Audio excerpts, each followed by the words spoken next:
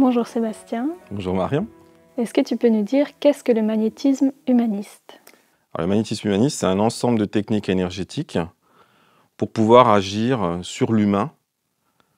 Alors à travers les différents niveaux de l'humain, qui peuvent être le corps physique, tout ce qui est psychisme, mental, émotion, la notion d'âme et la notion de soi, c'est-à-dire d'individualité supérieure. Le tout en prenant aussi compte que cet humain, il est dans un environnement et que son environnement énergétique, il est aussi important.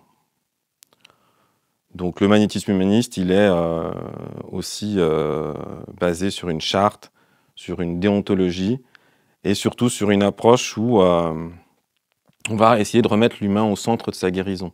Que la personne soit sa propre source de guérison, sa propre source de décision et qu'elle aille vers une autonomie. Alors évidemment, tout à chacun c'est différent, mais vers une autonomie dans les fondamentaux qui peuvent rendre un humain heureux, qui seraient la paix, la joie, l'amour, et être toujours sa propre source de ses qualités.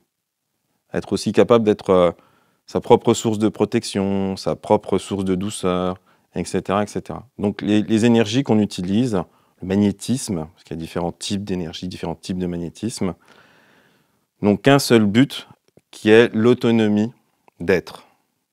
Voilà ce que je pourrais te répondre.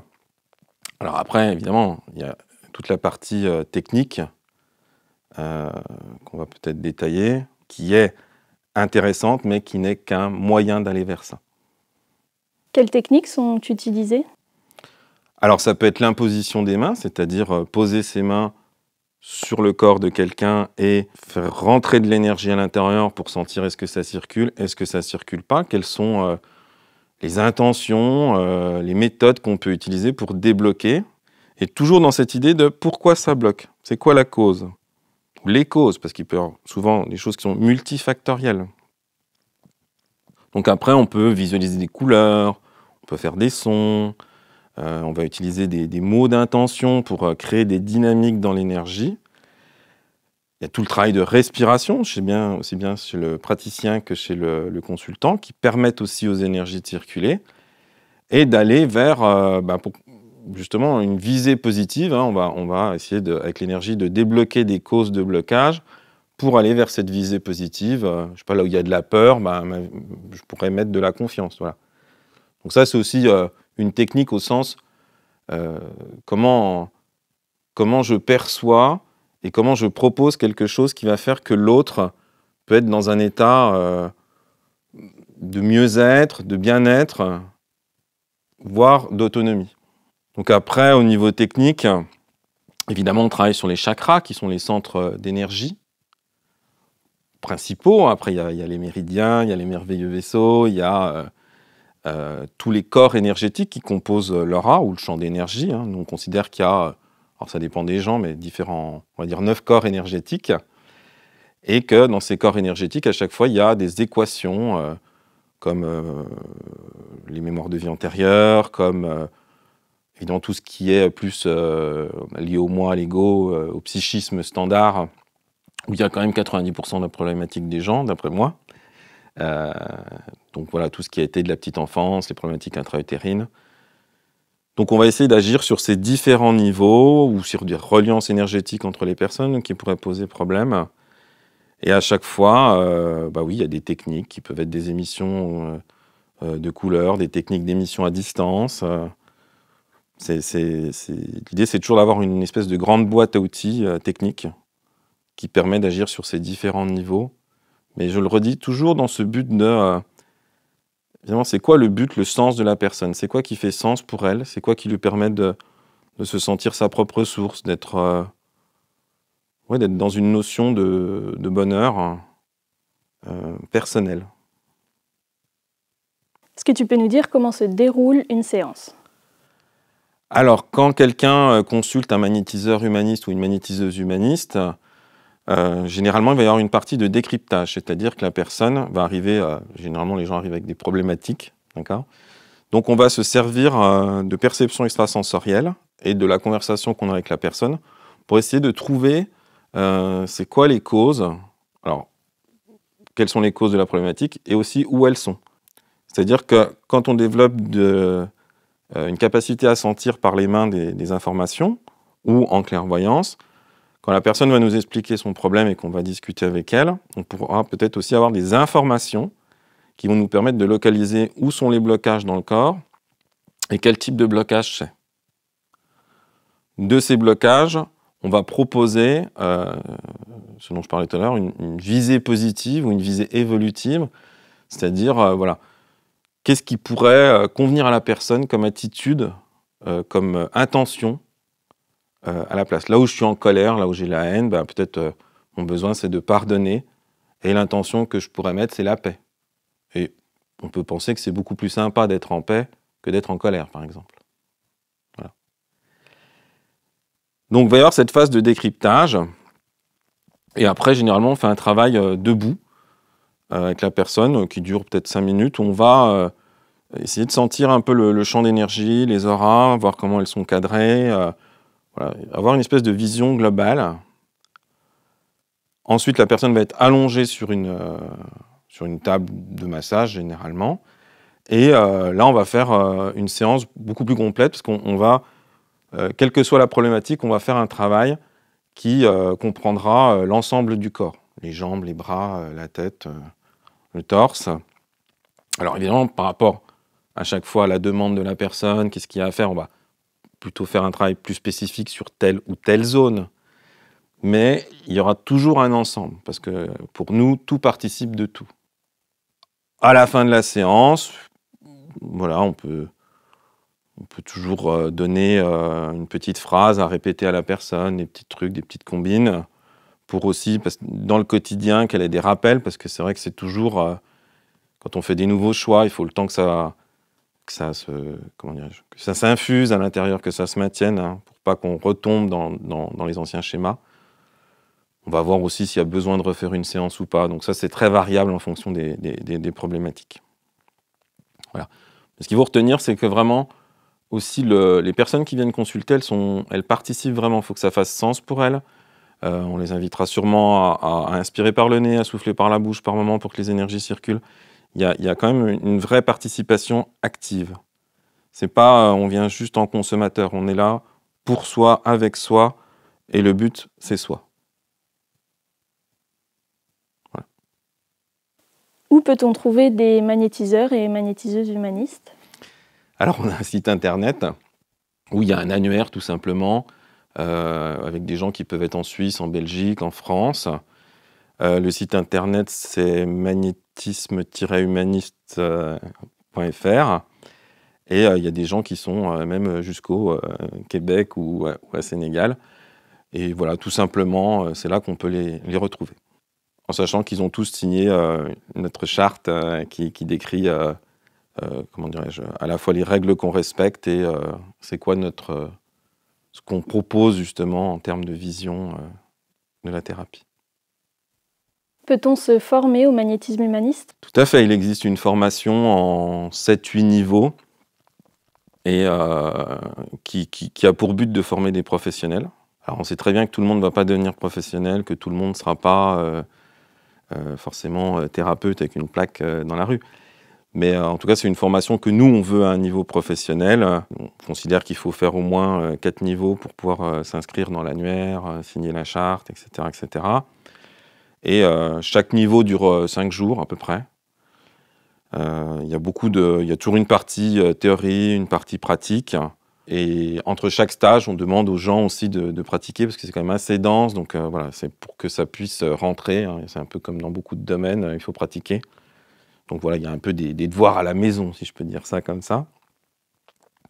Et on a, pour donner un ordre d'idée, on a un niveau 1 qui est basé sur tout ce qui est technique de respiration, comment on dirige l'énergie justement dans les corps énergétiques d'une personne.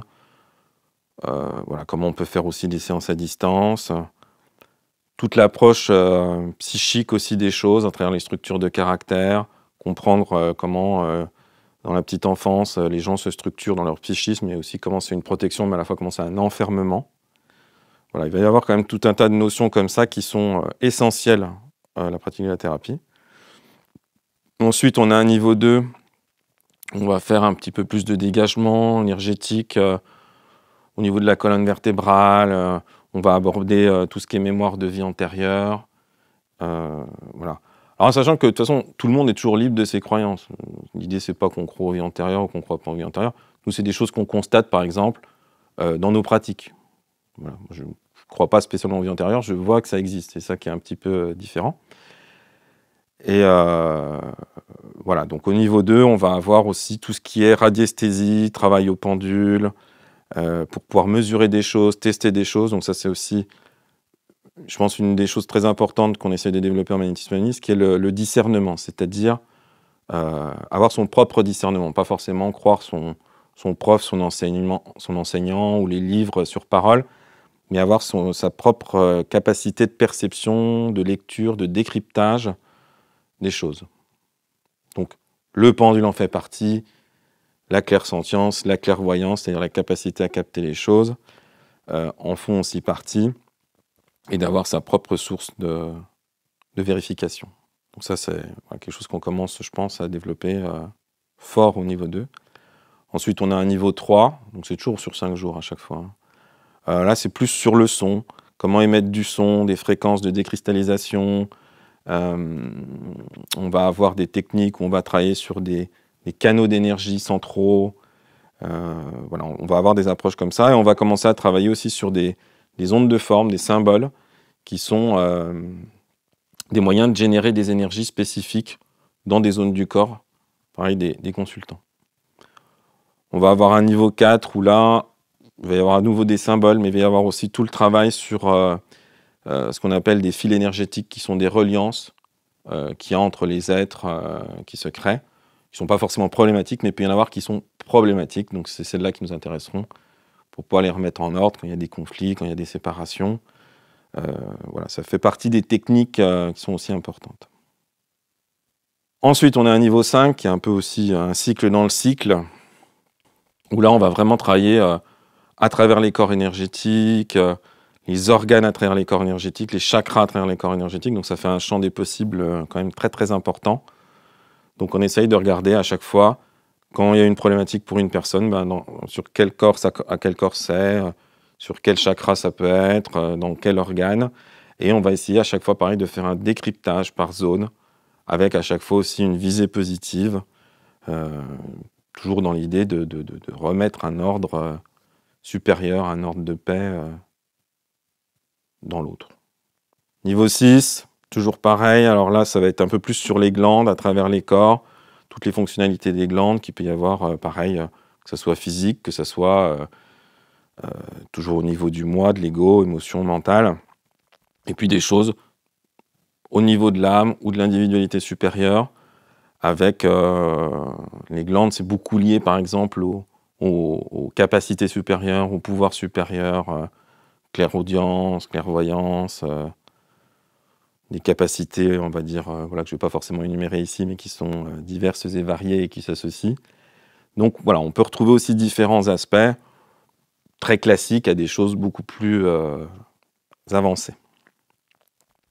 Et on a un niveau 7 qui est un peu plus basé sur l'initiation, la réalisation, puis au niveau technique qui est plus sur système nerveux, champ électromagnétique humain, le sang, hein, avec tout ce qui peut être aussi transgénérationnel, mais aussi tout ce qui peut être transgénérationnel, c'est-à-dire les héritages de famille, hein, pour être plus précis, mais qui est aussi toute voilà, la notion de lignée en général, quelle est ma lignée, et quelle lignée je choisis. Voilà, je te l'ai fait un peu rapidement, mais c'est pour te donner un ordre d'idée de ce que l'on propose. Est-ce que tout le monde peut se former en magnétisme humaniste? Oui, c'est ouvert à tous, à partir de 18 ans. Et le mieux, c'est d'être motivé et en bonnes conditions. Ne risque-t-on pas de se fatiguer? Non, l'idée, c'est vraiment de puiser de l'énergie à travers la respiration et de la diffuser dans le corps de la personne.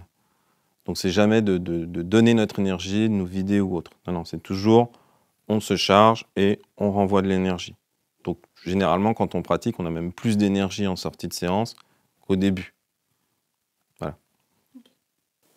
Est-ce qu'on peut prendre sur soi des énergies négatives?